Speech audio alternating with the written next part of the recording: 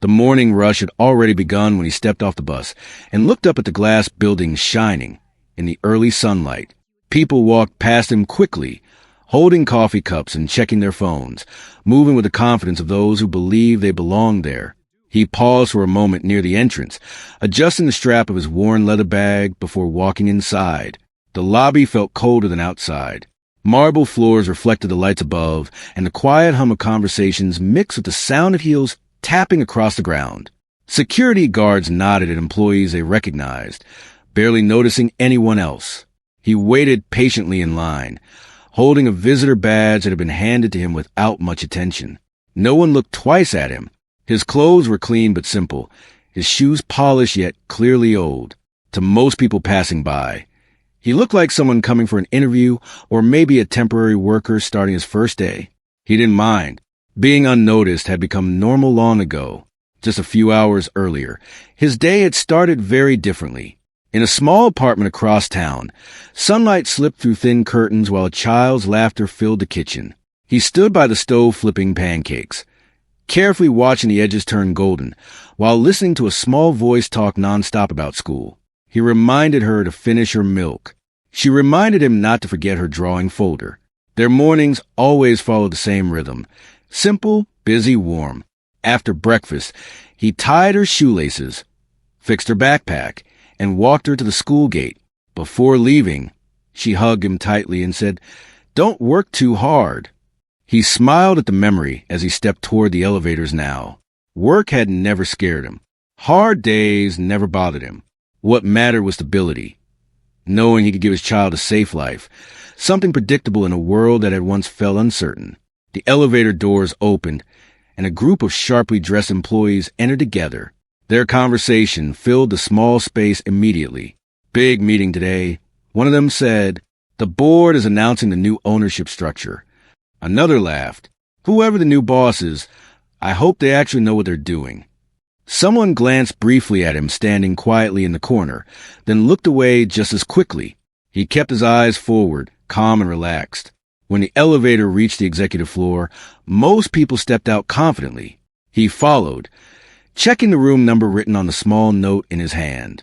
The hallway was quieter here, carpeted and lined with framed awards and photographs of company achievements.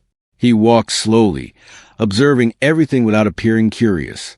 Years of experience had taught him that listening and watching often revealed more than speaking. At the far end of the hallway, a large conference room buzzed with activity. Assistants hurried in and out carrying tablets and folders. Through the glass wall, he could see a long table surrounded by expensive chairs. He approached the door just as a tall man in an expensive suit walked out laughing loudly, surrounded by a few executives who seemed eager to agree with whatever he said. The man's confidence filled the hallway. His watch shined under the lights, and his voice carried easily.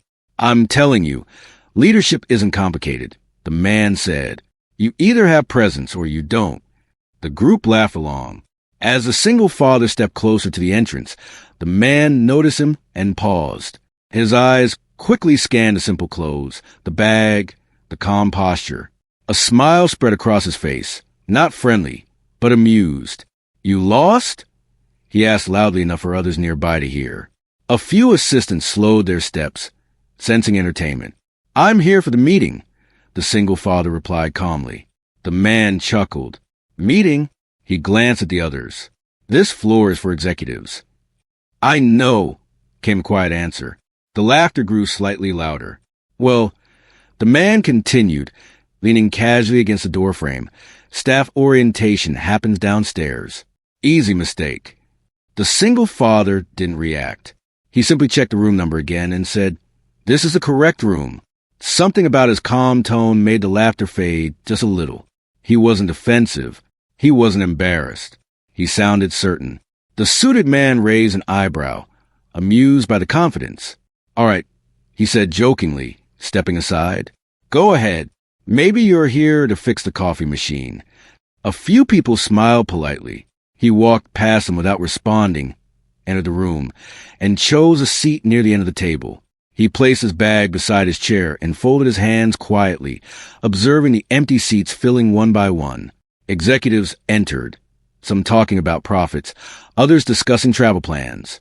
A few glanced at him with confusion, but assumed he belonged to someone else's department. Outside, the loud executive continued telling stories about investments and luxury vacations, clearly enjoying the attention he received. Inside the room, the single father noticed small details, tension in conversations, nervous laughter, the way assistants whispered about company changes. The atmosphere carried uncertainty beneath its polished surface. He had seen environments like this before. Success often hid anxiety. One board member entered and briefly made eye contact with him. Recognition flashed across the older man's face, followed by a respectful nod. It was subtle enough that no one else noticed. He nodded back slightly. Minutes passed. Conversations grew louder as people waited for the meeting to officially begin. The confident millionaire finally walked in, still smiling, still talking. When he noticed the single father seated at the table, he stopped mid-sentence. "Oh," he said with a grin, "you actually stayed." A few executives chuckled softly, unsure whether to join in fully. "You're persistent," the man added. "I'll give you that." The single father looked up calmly. "I'm where I need to be." The response wasn't challenging. It was simple, almost gentle. For a moment, the millionaire seemed unsure how to respond. Then he laughed again and took his seat closer to the center of the table, clearly confident the situation would sort itself out. Assistants closed the doors. The room settled into silence. Outside the large windows, the city stretched endlessly, unaware that something important was about to happen inside. While others checked their phones or whispered to neighbors, the single father sat still, his expression thoughtful. His mind briefly drifted back to last night, helping with homework at the kitchen table, reviewing documents long after midnight once the apartment became quiet. Responsibility had shaped his life more than ambition ever had. He wasn't here to impress anyone. He wasn't here for recognition. He was here because decisions made in this room would affect hundreds of families, people who depended on the company for stability, just like he once had. The millionaire leaned back in his chair and whispered loudly enough for several people to hear. "This should be interesting." A few nervous laughs followed. The single father simply breathed slowly, waiting. The clock on the wall ticked toward the hour. One by one, bored, members took their seats. Folders were placed neatly on the table. The atmosphere shifted from casual conversation to formal expectation. Something important was about to begin. And for the first time since entering the building, a quiet tension filled the air, the kind that appears just before truth changes how people see each other. He rested his hands on the table, calm and steady, as if he had been preparing for this moment for years. No one in the room yet understood why he was there, but very soon they would. The second the clock struck the hour, the quiet murmurs in the room faded. A senior board member stood up at the head of the long table, adjusting his glasses as he looked around at the executives seated before him. "Thank you all for coming on short notice," he began in a steady voice. "As you know, today's meeting is about the future leadership and ownership of this company." Chairs shifted softly. A few people straightened their jackets. The millionaire leaned back comfortably, arms crossed, looking completely at ease. He seemed convinced that whatever announcement was coming would either benefit him or, at the very least, not threaten him. The single father remained still, hands resting calmly on the table. The board member continued, speaking about company growth, recent financial pressure, and the need for stronger direction. Slides appeared on a large screen behind him. Charts, numbers, projections. As the presentation went on, the millionaire interrupted more than once. "We've already discussed these numbers," he said confidently. "What we need is bold strategy, not caution." Some nodded in agreement. Others stayed quiet. At one point, his eyes drifted toward the end of the table. He noticed a single father reviewing a printed financial sheet with quiet focus. The millionaire smirked. "Interesting," he said loudly, pointing casually. "We have audience participation today." A few awkward laughs filled the room. The board member hesitated, but did not comment. The millionaire leaned forward. "Since you're clearly studying those numbers, maybe you'd like to share your thoughts?" His tone was playful, but edged with mockery. All eyes turned toward the quiet man at the end of the table. For a brief moment, silence pressed against the walls. The single father looked up slowly. His expression remained calm. The operational costs have increased faster than projected revenue, he said evenly, especially in the last 2 quarters. Expanding into new markets without stabilizing internal management may increase risk. His voice was steady, clear, and completely without hesitation. The room went still. A few executives exchanged surprised looks. The millionaire blinked once, caught off guard by the accuracy of the comment. Well, he said with a forced smile, that's one way to look at it. It's not just one way, the single father replied gently. It's in the numbers. Someone near the center of the table leaned closer to their screen, quietly confirming what he had just said. The board member cleared his throat, slightly impressed. That is correct, he admitted. The internal reports reflect similar concerns. The millionaire's jaw tightened for just a second before he relaxed again. Anyone can read numbers, he said casually. Leadership requires vision. The single father didn't respond this time. He simply folded the paper neatly and placed it back on the table. The meeting moved forward, but something had shifted. The earlier amusement was gone. Curiosity had replaced it. The board began discussing restructuring possibilities. There was tension in every sentence now. This wasn't just a routine meeting. Something larger was about to be decided. Finally, the senior board member paused and looked around the table carefully. As you are aware, he said slowly, a majority stake in this company was recently acquired. A few executives nodded. This part they already knew.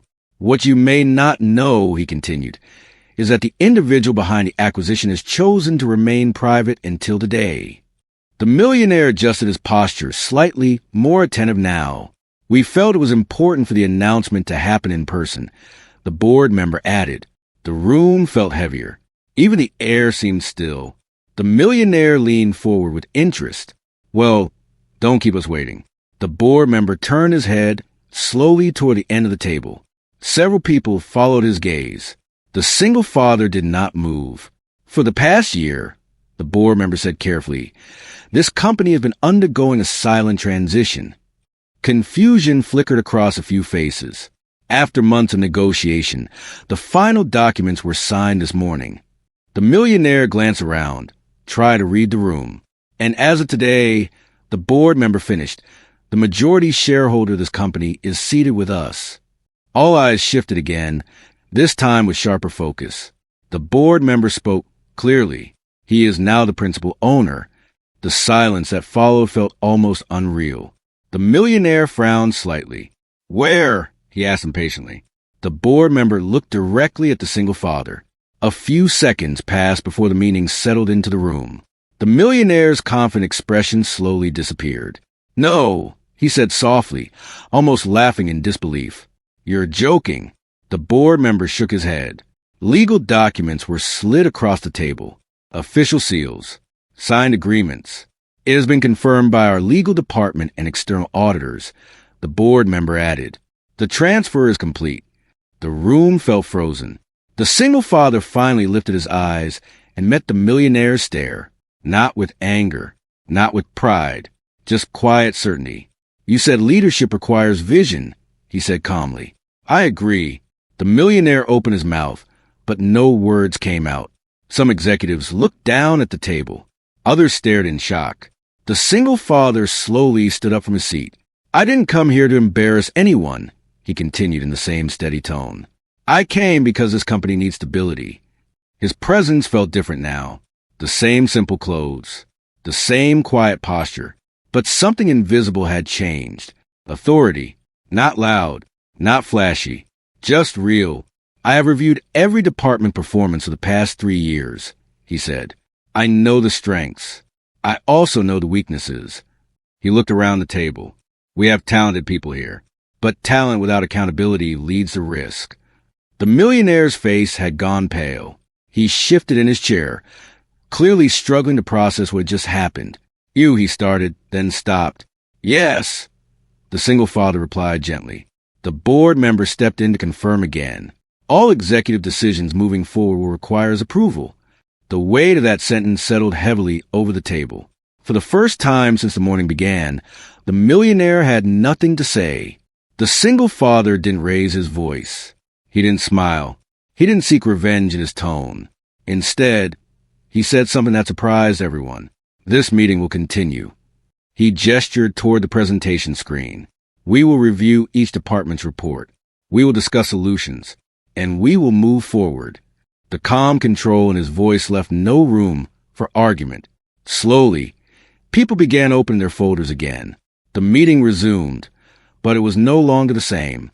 The millionaire avoided eye contact, staring at the table instead of dominating the conversation. Every word spoken now carried caution, and at the head of the room, not with arrogance but with quiet strength, stood the single father who had walked in unnoticed just an hour earlier. The power shift had happened, not through shouting, not through humiliation, but through truth, and this was only the beginning. The room felt different now. No one whispered. No one checked their phone. Even the air seemed heavier, as if the walls themselves were trying to understand what had just happened. The single father remained standing for a moment after confirming the transfer of ownership. He did not look proud. He did not look angry. He simply looked focused. Then he sat down again and opened the folder in front of him. Let's continue, he said calmly. It was not a suggestion. The board members slowly adjusted themselves in their chairs. A few cleared their throats. The large screen behind them still displayed financial charts, but the numbers suddenly felt more serious. The millionaire, who had been the loudest person in the room earlier, now sat unusually still. His fingers tapped lightly against the table, not in confidence this time, but in thought. The single father glanced around the table. I understand this is unexpected, he said in a steady tone, but nothing about today changes our responsibility. The company still needs direction. His eyes moved briefly toward the millionaire, not to embarrass him, but to include him. We all want the same thing. Stability, growth, security for the people who work here. That word, security, landed differently, because it was not spoken like a business term. It was spoken like someone who understood what it meant to worry about the future. One of the senior executives finally spoke up. If you don't mind me asking, why stay silent all this time? It was a fair question. Several others nodded slightly. The single father folded his hands. Because I needed to understand this company before leading it, he replied. You cannot fix what you don't fully see. There was no ego in his voice. I've visited different branches quietly over the past year, he continued. I spoke with employees in accounting, logistics, customer service. I listened. A few board members exchanged surprised looks. They clearly had no idea. I learned that our biggest strength isn't strategy, he added. It's our people, but they feel unheard. The millionaire shifted in his seat. That's not entirely accurate, he said, regaining a little of his voice. We have open feedback systems. The single father nodded. Systems are not the same as listening. Silence followed again. He stood once more and walked slowly toward the screen, not in a dramatic way. Just calmly, he changed the slide. A new set of numbers appeared. These are employee turnover rates over the last 2 years, he explained. Notice the steady increase. The room grew quiet as people studied the graph. When people feel valued, they stay, he said. When they feel invisible, they leave. His words carried more weight than the data, because he had lived both sides of that truth. The millionaire crossed his arms again, but this time not confidently.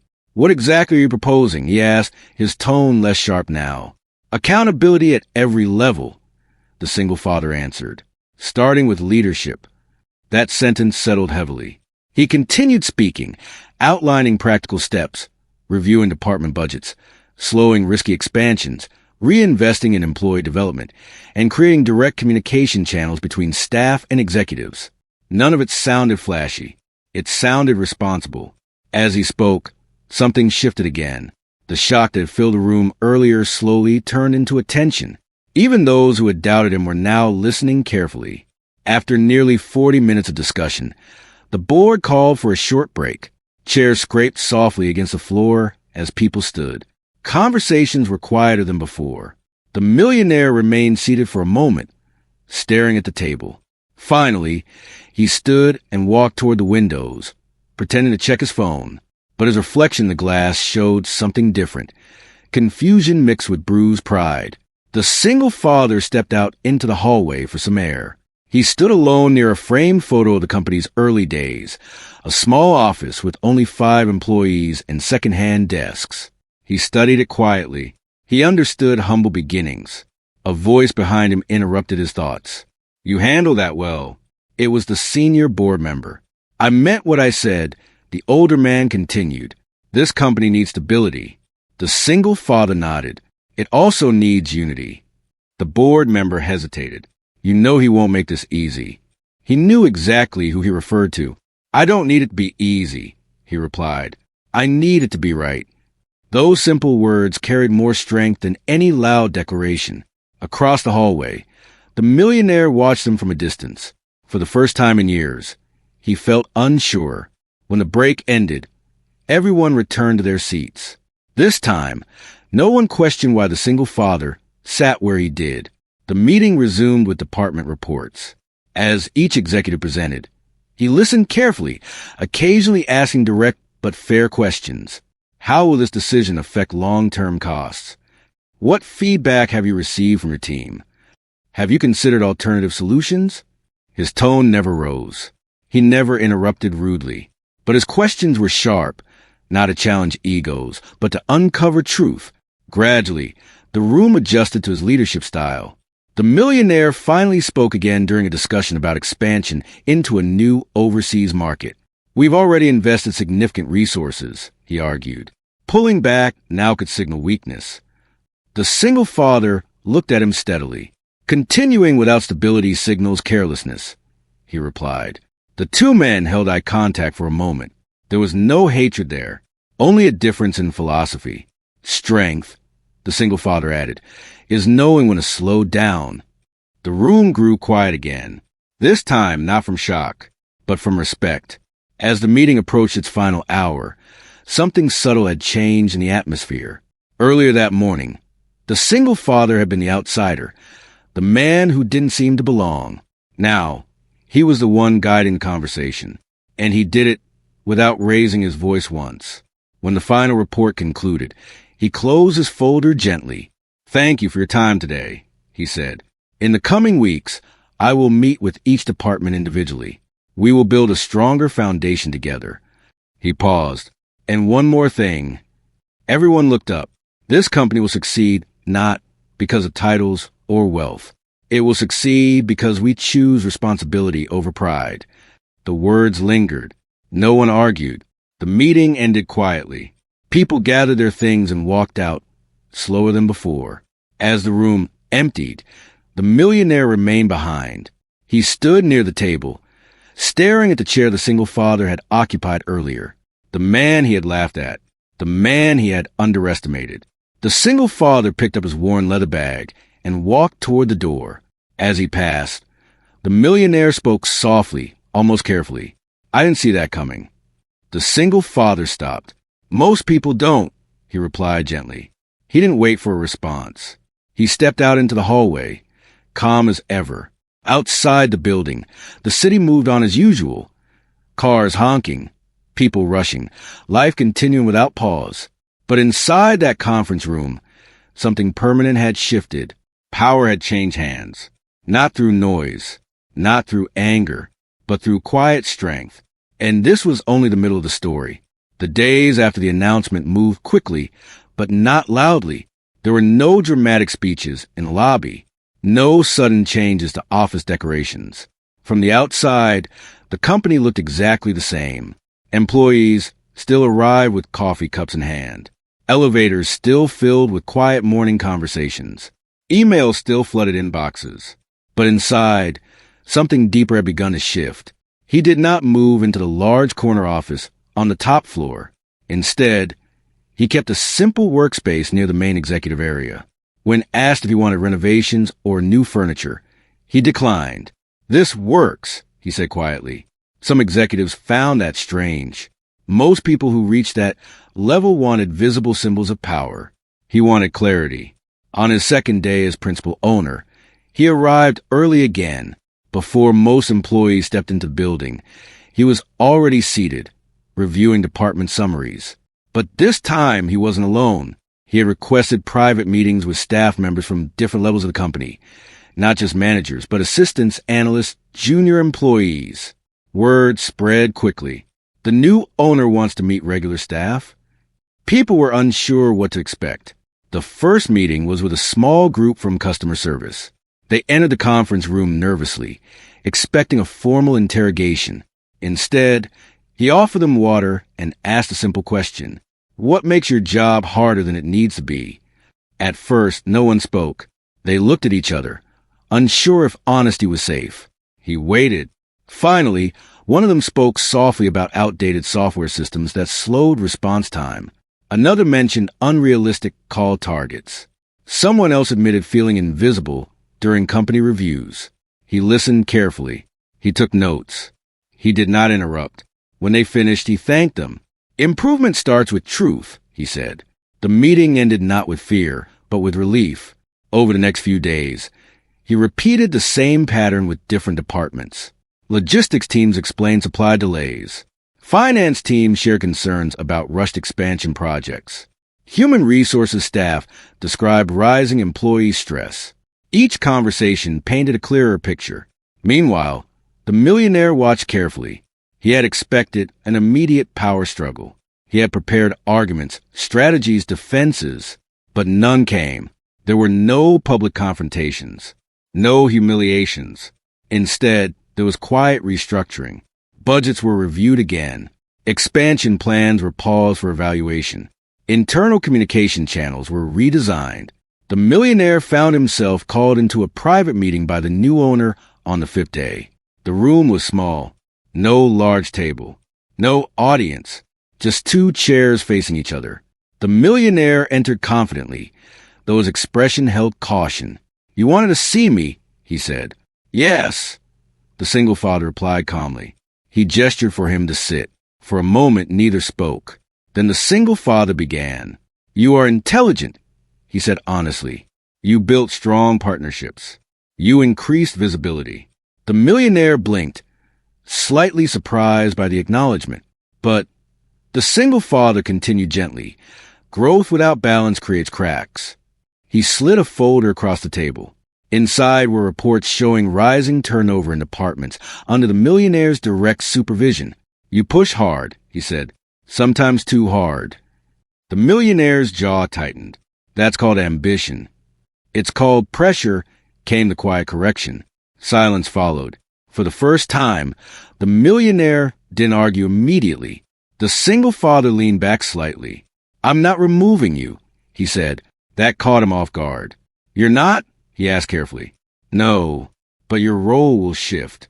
He explained that leadership moving forward would focus more on sustainable growth rather than aggressive expansion.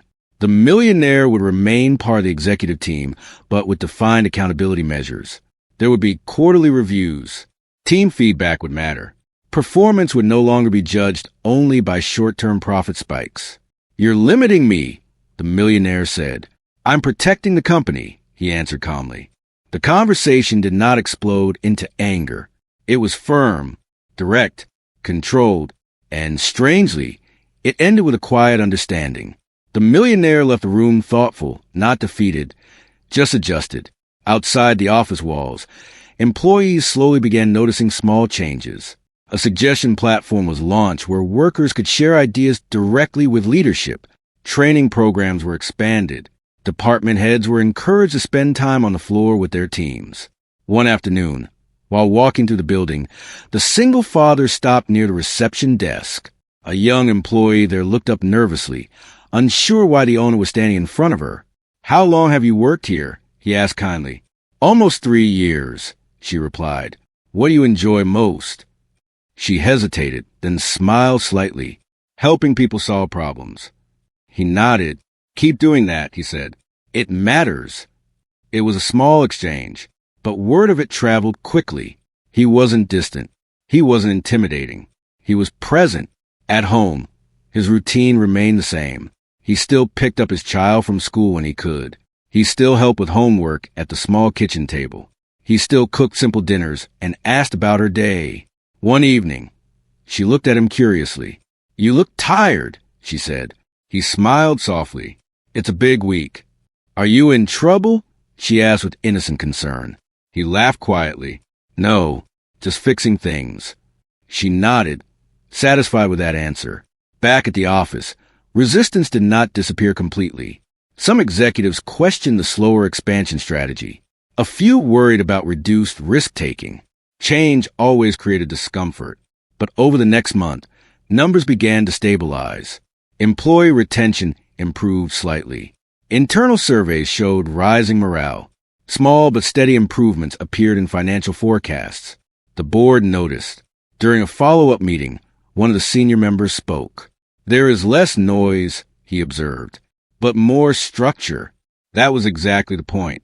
The millionaire, sitting quietly at the table, glanced at the single father. Their relationship had shifted. There was no friendship yet, but there was professional respect forming. After the meeting ended, the millionaire approached him in the hallway. "You're patient," he said. "I've had to be," came the simple reply. The millionaire nodded slowly. "I underestimated you."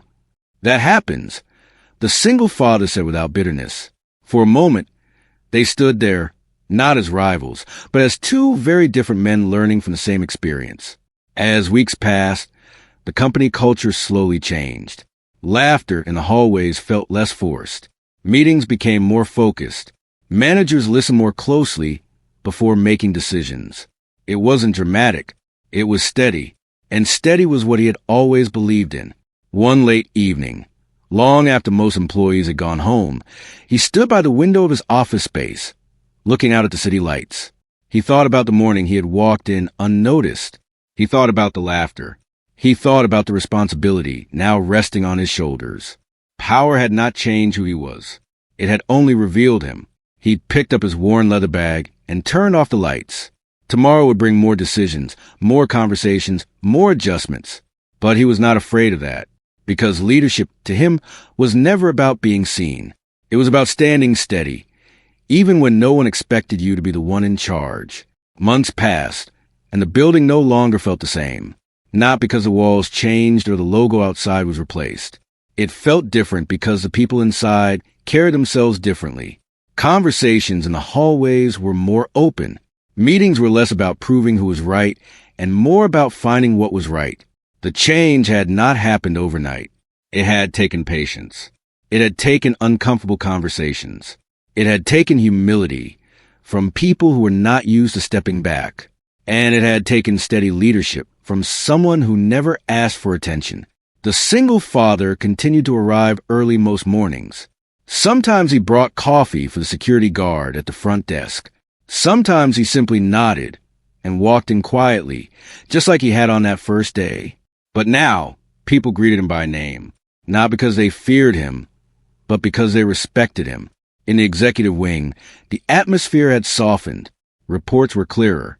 Discussions were more honest. When someone made a mistake, the focus shifted toward fixing it rather than blaming someone. The millionaire had changed too. He still dressed sharply. He still carried himself with confidence. But the loud laughter that once filled rooms had grown quieter. He listened more. He paused before interrupting. He asked for feedback from his own team, something he had never done before. One afternoon, during a quarterly review meeting, the numbers told a clear story. Employee turnover had decreased significantly. Productivity had improved steadily. Costs were stabilizing. Growth was slower than before, but it was stronger and more predictable.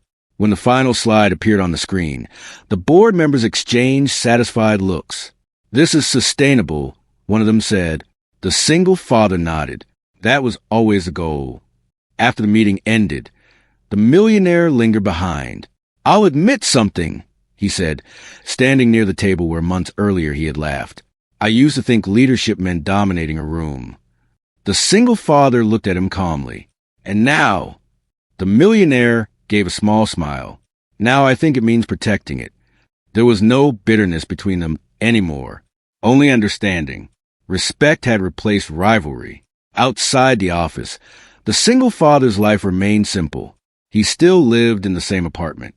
He still used public transportation most days, even though he could afford more comfort now. When asked why he didn't upgrade everything, he simply said, "We have enough." One evening, he attended a small school event where his child was presenting a project. He sat in a folding chair among other parents, clapping proudly. Another parent leaned over and whispered, "I heard you run that big company downtown." He smiled politely. "I work there." That answer was enough. Later that night, while washing dishes at home, his child asked, "Are you the boss at work?" He paused for a second, thinking about how to answer. "I'm responsible," he said finally. She tilted her head. "Is that the same thing?" He smiled gently. "It should be." Back at the company, a new culture was forming. Leadership workshops were introduced, not just for executives, but for mid-level managers. The idea was simple. Everyone could grow. Everyone could learn to lead with balance. The single father often shared one message during these sessions. Success is not about being the loudest voice. It's about making sure everyone else can be heard. Employees began repeating that phrase. One day, while walking to the building, he overheard two junior staff members talking near the elevator. "It feels different here now," one of them said. "Yeah," the other replied. "It feels safer." He didn't interrupt. He just kept walking. But those words stayed with him. Safer. That was something he understood deeply. Months earlier, he had sat at his kitchen table late at night, reviewing contracts, calculating risks, making decisions that could change everything. He had not done it for pride. He had done it for stability, for his child, and for the hundreds of families connected to the company. Now, that stability was becoming real. The company announced a new employee support program, offering flexible schedules for parents and professional development scholarships. It wasn't flashy. It didn't make headlines, but it mattered. During a company-wide meeting streamed to all branches, the single father stood at the front of the room. "I want this company to grow," he said clearly, "but I want it to grow without losing its people." There was quiet applause. He continued, "We will make mistakes. I will make mistakes, but we will correct them together." That honesty earned more respect than any perfect speech ever could. After the meeting, the millionaire approached him again. "You know," he said thoughtfully, "when you first walked into that boardroom, I thought you didn't belong there." The single father nodded. "I know. And now," the millionaire added, "I can't imagine this place without you leading it." The single father gave a small smile. "Leadership isn't about one person." "Maybe," the millionaire replied, "but it starts somewhere." As the year drew to a close, the company hosted a simple gathering in the main lobby. Nothing extravagant, just food, music, and a chance for employees from different departments to connect. The single father moved through the crowd easily, stopping to speak with small groups. He asked about projects, about families, about ideas of the future. When he finally stepped outside for some fresh air, he looked up at the same glass building he had once entered unnoticed. He remembered the laughter. He remembered the doubt. He remembered sitting quietly at the end of the table, while others assumed he was in the wrong place. And he realized something important. He had never needed to prove he belonged. He simply needed to be ready when the moment came. His phone buzzed. A message from home. "Don't forget we have a movie night," it read. He smiled. Work mattered. Responsibility mattered.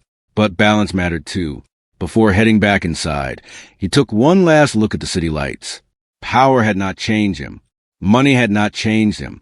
What changed was a room. The way people treated each other, the way decisions were made, the way leadership was understood. He walked back into the building, not as a man seeking recognition, but as someone carrying responsibility with steady hands.